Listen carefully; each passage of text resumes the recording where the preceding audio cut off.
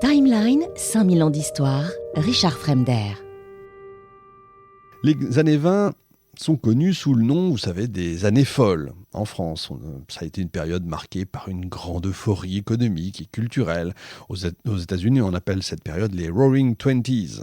Cette décennie a été caractérisée par une croissance économique rapide, notamment l'essor de l'industrie pétrolière, symbolisée par le boom pétrolier à Los Angeles. Je vous renvoie à l'émission sur le pétrole. Et tout ça conduit à une consommation effrénée, une augmentation rapide du niveau de vie, même si cette prospérité a été en partie alimentée par un endettement croissant et une spéculation boursière excessive. Et durant cette décennie, le nombre d'actionnaires a considérablement augmenté. La spéculation boursière est devenue une pratique courante. Les investisseurs achetaient des actions, non pas pour les revenus qu'elles généraient, mais pour la plus-value espérée au moment de leur revente. Et cette pratique a été facilitée par le crédit. C'est une espèce de cercle vicieux qui est en train de se mettre en place. Ce crédit qui permet aux spéculateurs d'utiliser un effet de levier pour maximiser leurs bénéfices potentiels. Je vais vous donner un exemple. Un investisseur pouvait emprunter une somme pour acheter des actions, espérant que leur valeur augmenterait suffisamment pour réaliser un profit substantiel après le remboursement du prêt. Sauf que cette même dynamique pouvait entraîner des pertes importantes si la valeur des actions diminue. Et cette spéculation effrénée a contribué à une croissance économique rapide, extrêmement rapide, à une augmentation du niveau de vie. Et tout ça alimente et s'auto-alimente, si vous voulez, c'est l'euphorie économique de cette époque-là. Ça, vous avez compris, je veux augmenter mon niveau de vie, j'ai pas forcément les moyens tout de suite, donc je vais emprunter pour acheter des actions. Si les actions montent, c'est formidable, je rembourse mon crédit et mon niveau de vie augmente. Seulement le jour où ça tombe, vous avez compris. Les principaux secteurs économiques en croissance pendant ces années-là incluent l'industrie pétrolière, évidemment, l'industrialisation en général et la consommation de biens électroniques, déjà, et électriques. Aux États-Unis, cette période a vu une accélération significative de l'industrialisation et de la consommation de pétrole avec une expansion des villes, une augmentation de l'utilisation des appareils électriques dans les foyers. Quand je dis électronique, évidemment, vous avez compris, personne n'a d'ordinateur à cette époque-là, bien sûr, mais l'électronique existe déjà. Les voitures sont aussi devenues plus courantes dans les banlieues. Les villes s'agrandissent, il faut une voiture pour ensuite aller travailler. Ça reflète une économie florissante et l'endettement est perçu comme dérisoire. Il faut imaginer à ce moment-là une période absolument incroyable. Les gens étaient optimistes, les usines produisaient de plus en plus, tout le monde veut devenir riche évidemment. Et donc une des façons de s'enrichir, c'est d'investir à la bourse. Et pour que tout le monde comprenne, encore une fois, la bourse c'est comme un grand marché où on achète et on vend des parts d'entreprise qu'on appelle des actions. Je dis ça pour les plus jeunes d'entre nous qui écoutent et qui vont passer le bac à la fin de cette année. Et c'est un des sujets du bac.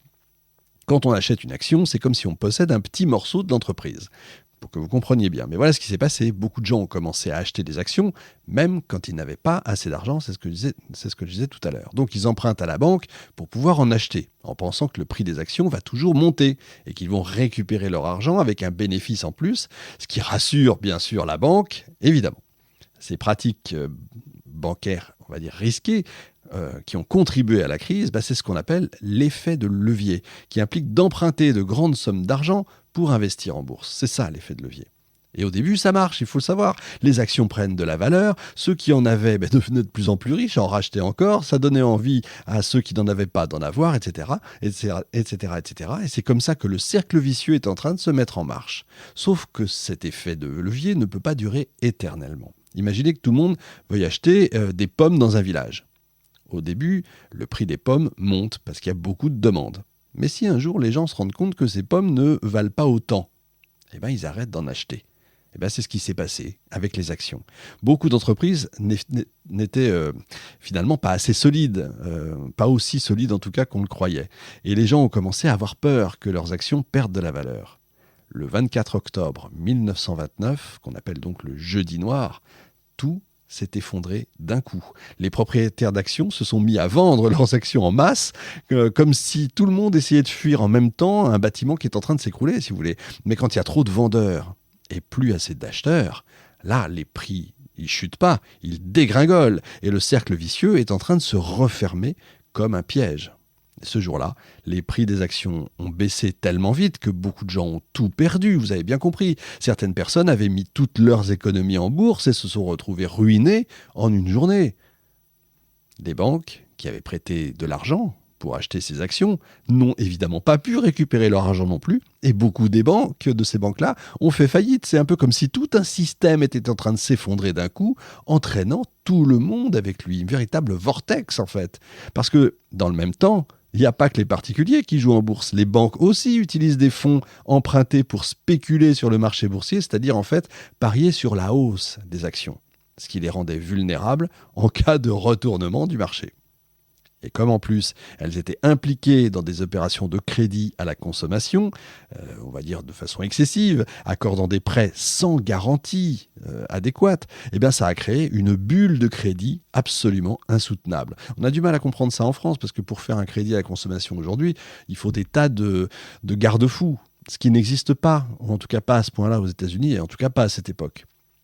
Et quand la confiance des investisseurs s'est effondrée et que les marchés, l'intégralité des marchés se sont effondrés, beaucoup de banques donc se sont retrouvées en difficulté financière et tout ça a aggravé la crise économique puisque le cercle vicieux est devenu encore pire. Il faut bien comprendre qu'à l'époque, il n'y avait pas de règles pour limiter les excès à la bourse. Les banques prêtaient facilement de l'argent, même à des gens qui ne pouvaient pas rembourser. Tout le monde jouait avec des risques énormes, mais personne ne se préparait à l'éventualité d'un retournement de situation qu'on n'avait pas connu en réalité. J'ai déjà eu l'occasion de parler du premier krach boursier de l'histoire, en fait, avec les tulipes, l'histoire des tulipes. Vous pouvez regarder ça, c'est une des émissions de 5000 ans. C'est la première fois dans l'histoire qu'on vit ça en Occident.